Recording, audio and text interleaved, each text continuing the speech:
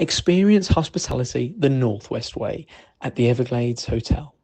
Located on the banks of the River Foyle, the Everglades Hotel is just minutes from the centre of Derry, Londonderry, with free on-site guest car parking.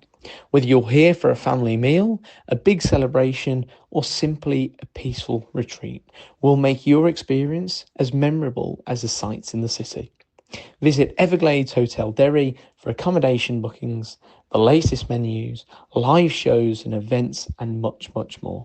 See you there.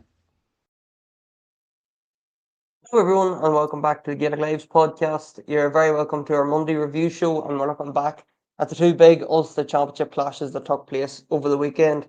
On Saturday, it was Antrim hosting Armagh, while on Sunday, Tyrone got the better of Cavan. So it's just myself, Sean Casey, and Mal McMullen this morning. So we're going to delve into these two games.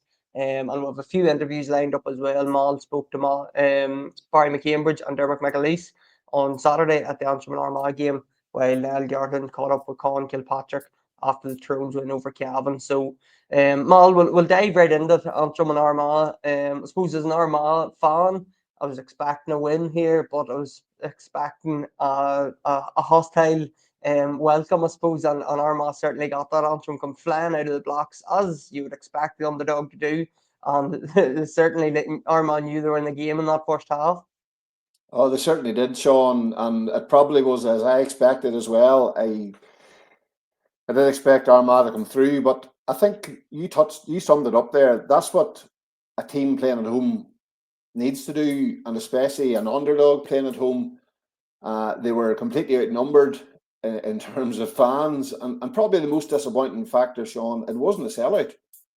I was where I was in the stand. There was 3 or 4 empty seats in front of me, and a colleague in the press corps, he thinks he counted up to 30 empty seats, which is disappointing because of all the debate about attendance figures, so it definitely wasn't full.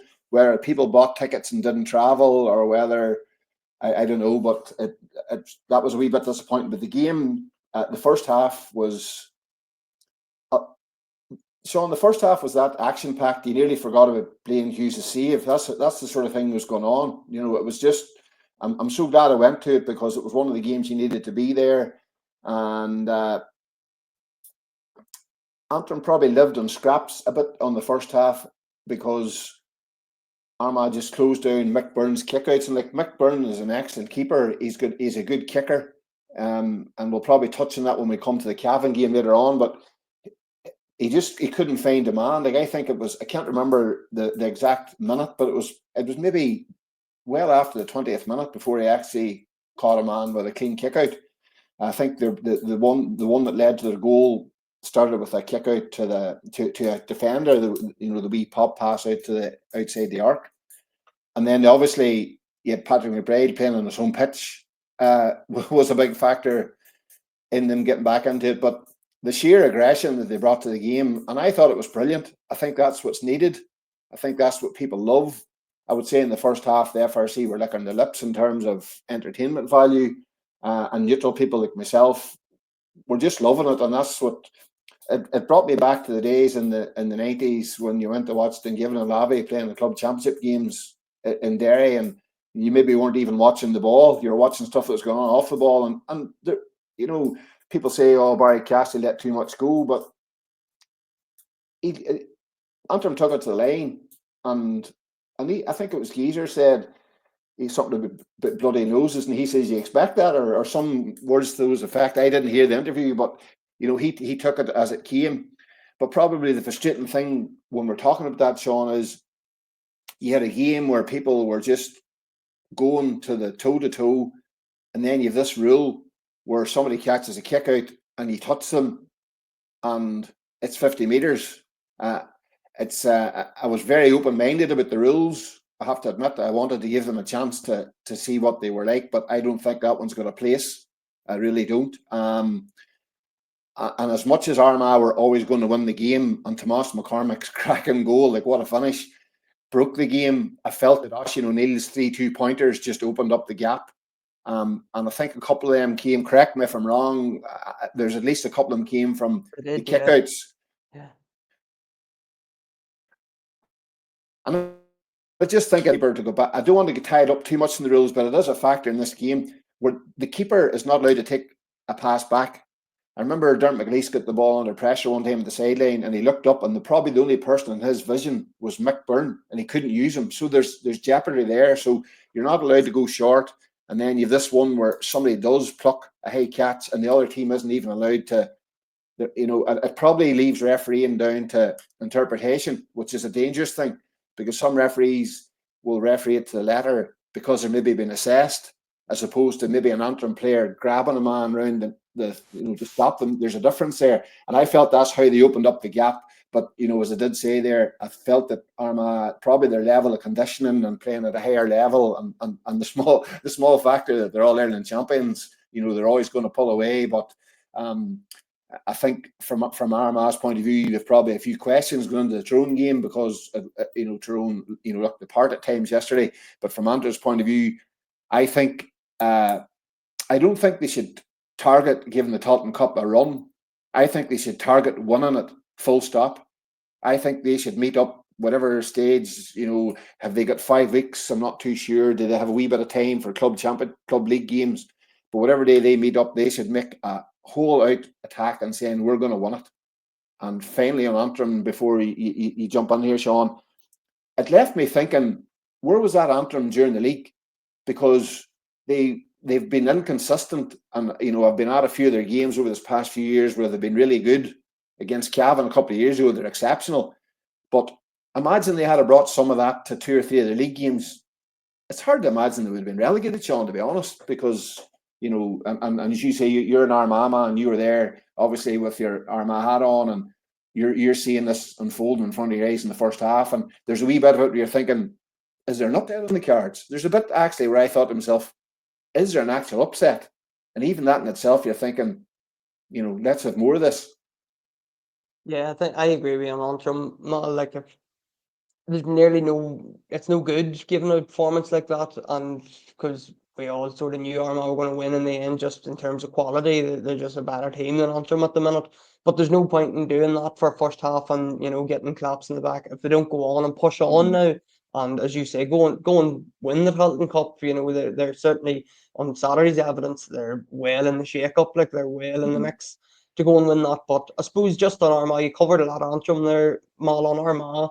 I suppose the big thing coming out of it is just the bodies they're missing. And I know at half time I seen Niall Grimley coming out running about, and he didn't look, like a man that isn't going to be fit in 2 weeks' time. Like you would imagine, maybe, if that had been an Ulster final, or if it had been, Tyrone, they were playing on Saturday, you would say a couple of them boys would have been tried, but McGeaney was maybe he was happy to take the opportunity to throw the likes of Callum O'Neill in when the opportunity was there. And but they're down so many bodies, the likes of Turbot, Oisin Connolly, Joe McElroy, Creeley, now Grimley, Aaron McKay, Kieran Mackin, like Tiernan Kelly was took off the other day he was sacrificed for the Blackyard, but down so many men, Mal, that it's just incredible. Given that they're All Ireland winning team not even a year ago, and they're shy so many starters. Yeah, big time. And like whenever Paddy Burns was pulled out, later on, that was them down Paddy to Burns 5 as well. starters. They had a few that actually came on last year and played championship, but they had 5 starters. And then what was it, 134 they clocked up in what can only be described as a battle. And it makes you think, back to Derry last week, where they were sort of running on empty, but they just don't have that depth. And that's what was so important for them last year. And funny, you'll hear Barry McCambridge touch on this, like the lads coming on and making their debuts, like Callum O'Neill. Is that his second game, or is it just the second game I can remember? But he's played in the McKenna Cup before, Mal, but that's his second. It was his first championship game. It's his second competitive game, really, taking out the McKenna Cup.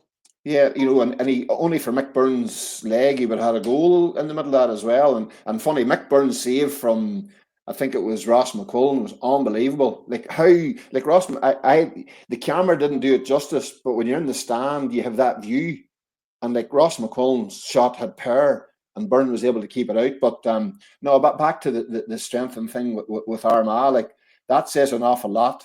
and say, for example, Callum O'Neill doesn't hold down his place, say Niall Grimley comes back, well, Geezer knows in an All-Ireland group game or a quarter-final or somewhere down the line when there's 20 minutes to go, Callum O'Neill is road tested.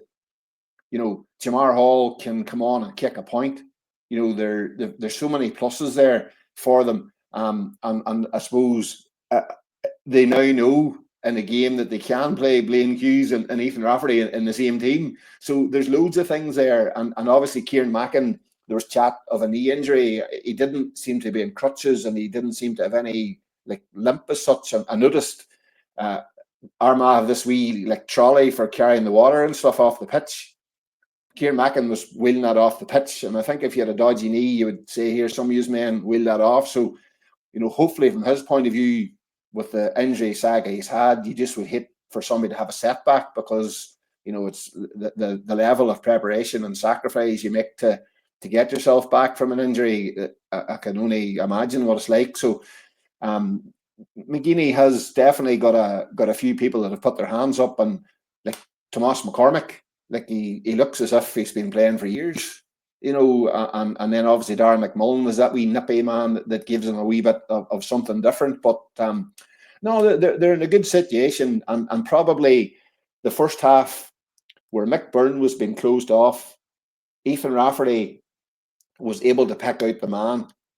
He was, and as much as you want him to play him outfield, and he's got so many attributes, I still think he's better suited to the kick-out press. As much as Blaine Hughes is two-footed and he's great at those ones, but I don't think teams are going to want to go short.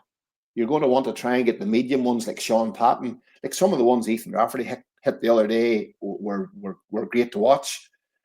And it's hard to believe Antrim were able to ride out the storm against that and go in ahead at half-time. But no, back to where we started, a real old-school championship game, and we just want more of that. And I think Dublin had a real battle down in Auckram as well. I haven't seen any of that yet, so it's good to see that. But as I say, Antrim are just going to have to gather up and say, let's go through the front door into this Tailteann Cup and really go at it. And for Armagh and Tyrone, and I'm sure we'll be on here some Thursday talking through all the ifs and buts and maybes of it. But as a neutral person, I can't wait to go to watch that one.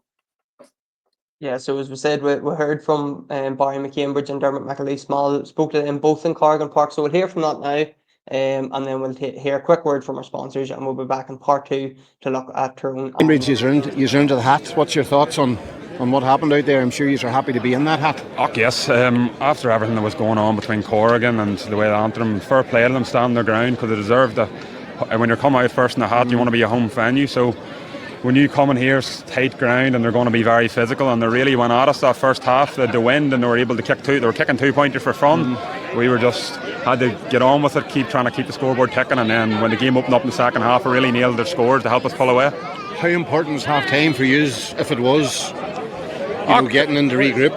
Yeah, we got the last score before the half, which was massive. Dermot McAleese came around the end line just to give us that wee bit of edge and momentum going in, but it helped. Antrim really had their after the black card, they really went at it, kicking a lot of 2-pointers. So maybe the half time came a good time for us just to regroup and get at it for the second half.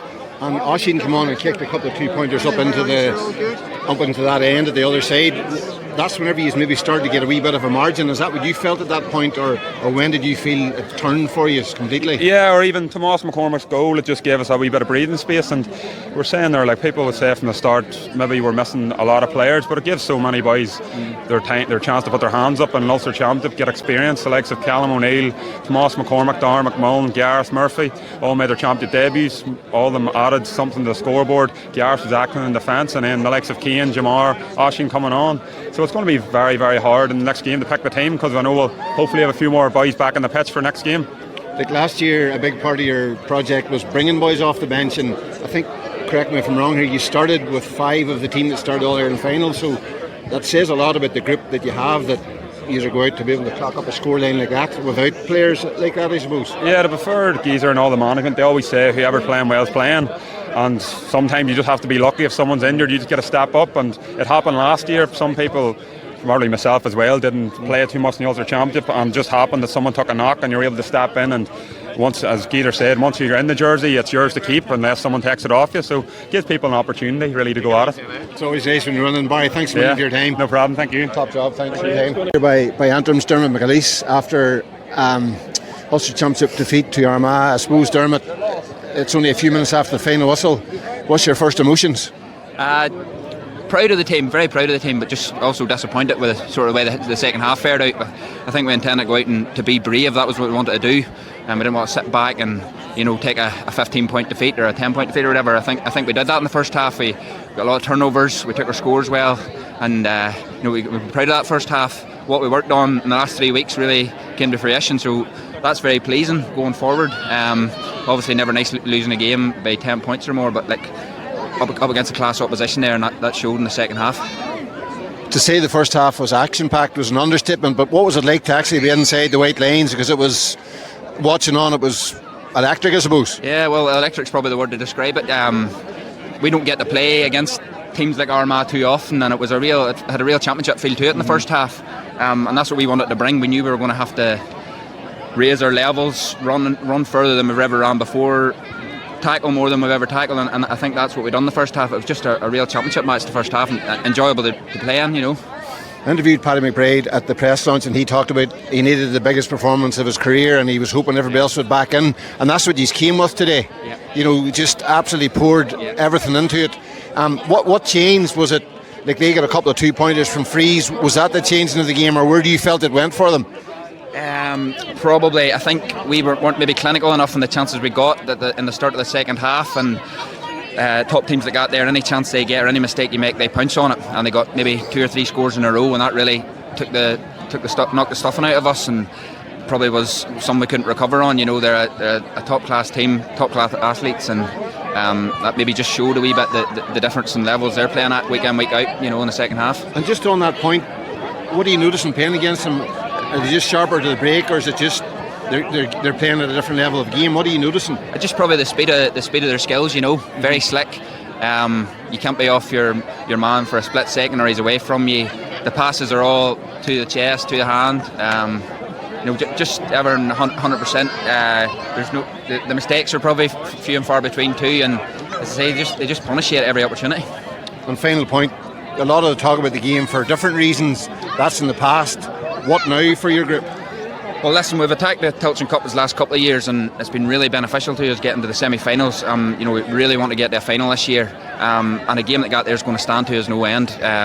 We'll take a break for a week or so now, reflecting on the last game here, or Armagh, and see what we can learn from it, good and bad, and take it into the Tilton Cup, because that's the beauty of the Tilton Cup for teams like ourselves. We've another championship to come, one where we're playing teams all in and around our level, and it's winnable. So listen, a lot of football we played, and hopefully this is the start of our year now. Dermot, thanks for your time. All right, thank you. Experience hospitality the Northwest way at the Everglades Hotel.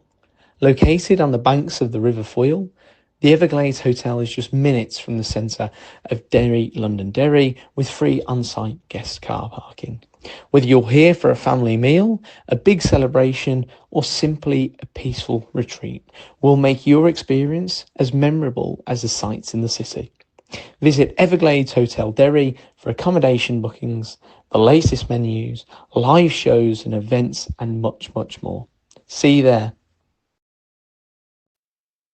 Well, the Tyrone and Cavan game then played on Sunday. Tyrone come out on top here.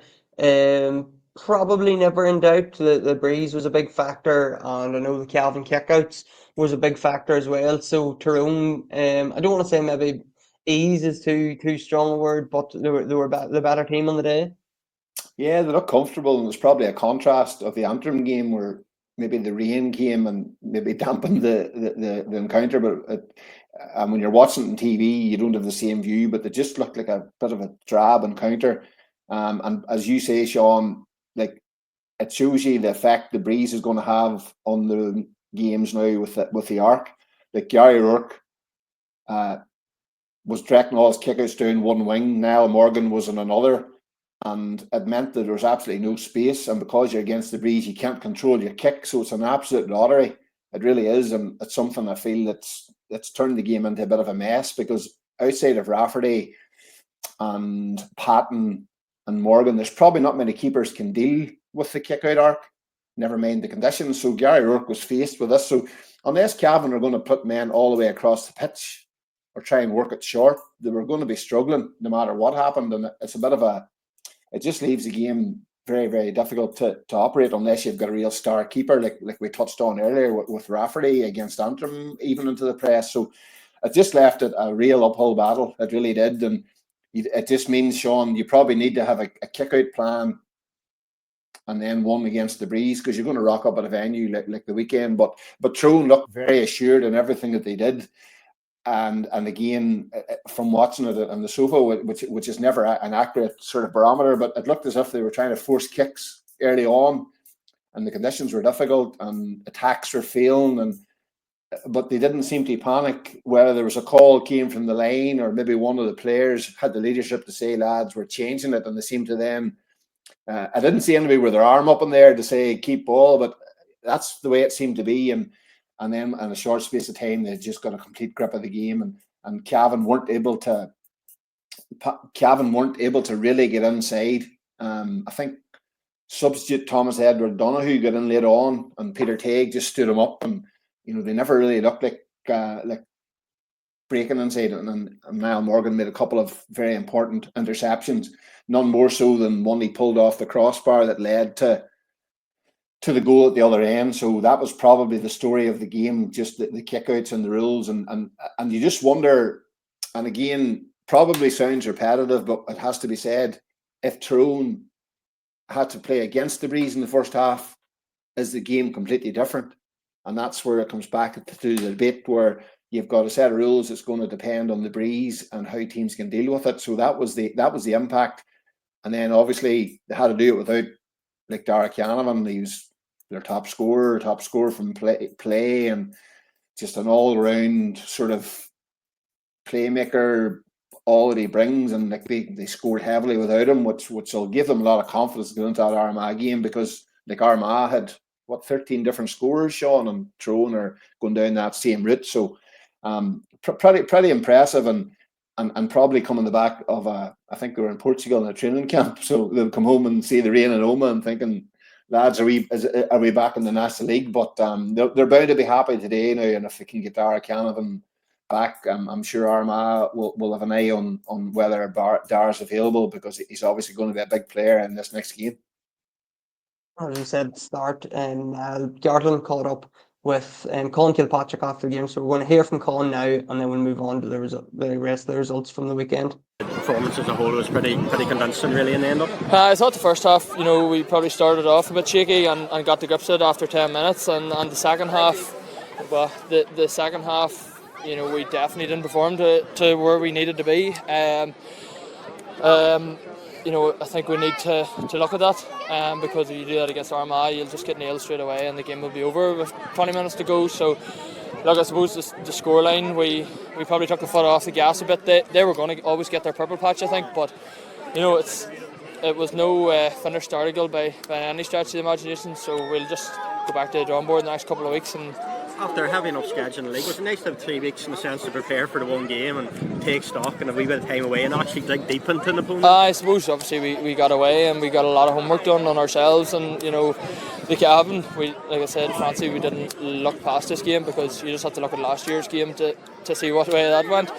But no, I think maybe 2 weeks example, because at the end of the day, you like playing football. Did it start to drag on a wee bit? Going to training all the time can be a bit monotonous, so I think it's 2 weeks to the next game, so it's definitely you need that week to get a bit of rest and a bit of work done, and I think 2 weeks example going forward. A really exciting challenge to come up against Armagh in a couple of weeks' time. Yeah, like I said, All-Ireland champions. They had a good game yesterday against Antrim. Like ourselves, they had boys missing, and boys came in and stepped up, so both teams will be champing at the bit to, I'm sure, get at each other. It'll be a good test, and hopefully there's a good crowd at it as well. Just finally, Touchwood, from your perspective, you've nailed down a really good partnership with Brian Kennedy for many years at this point. What's it like playing with Brian, and what do you like about it? I suppose, it's like nobody's position is set in stone. Every position's up for grabs. But over the last couple of years, we've worked well together. Probably at the start of the year, I wasn't pulling my weight, and that's why I wasn't playing. But you just have to dig deep and do the hard yards at training, and the boys will give you your chance. But I think we have a good understanding of each other, the way we play, and I'm sure most midfield partnerships are the same. It's all probably about that consistency. It's like the forwards playing with each other. So at any given day, anybody can step in it. There's plenty of boys there that can come in and replace both of us. So I think we all have a good relationship with each other. It's about making sure you know what your roles are and just fighting hard for the team. Thanks, Matty. A few of the other results from the weekend then. On the hurling front, Derry beat Donegal in the Christie Ring Cup. That was thanks to a 1-9 from Christy McNaughton, while Luke White got the Donegal goal. Tyrone were defeated by Wicklow in the first round, despite scoring 2 goals in the second half from Kiefer Morgan and Eddie Kelly. In the Nicky Record Cup, Armagh got a 1-point win over Fermanagh thanks to a Conor Ranahan goal, while in the Larry Maher Cup, Monaghan hit 2 goals, 2-13-9 against Leitrim, while Calvin beat Warwickshire 432-111. Sean Keaton got 2 of the goals, while Nicholas Kenny and Eamon McAllister got the other goals. The ladies' finals then over the weekend. In Division 1, Armagh lost their Division 1 league title to Kerry, losing 4-14-11. Calvin were the Division 3 winners. They beat Wexford 210-9 thanks to goals from Lauren McVitie and Ali Brady, while Antrim defeated Fermanagh in the Division 4 final 2-7-11. Maria O'Neill and Aoibhinn Monaghan grabbing the goals for Antrim. So that's all we have time for today, folks. We'll be back on Thursday and we'll look ahead to 2 massive Ulster quarterfinals coming up. It's down against Fermanagh at Brewster Park on Saturday night, and Monaghan and Donegal on Sunday in Clonus. So 2 big games coming up. That's on Thursday's show, and then we'll be back on Monday and we'll wrap everything up again. So thanks to Mal for coming on and giving us his thoughts. Thanks to everybody for speaking to us, those couple of interviews we got, and thanks everybody for tuning in. We'll talk to everybody on Thursday.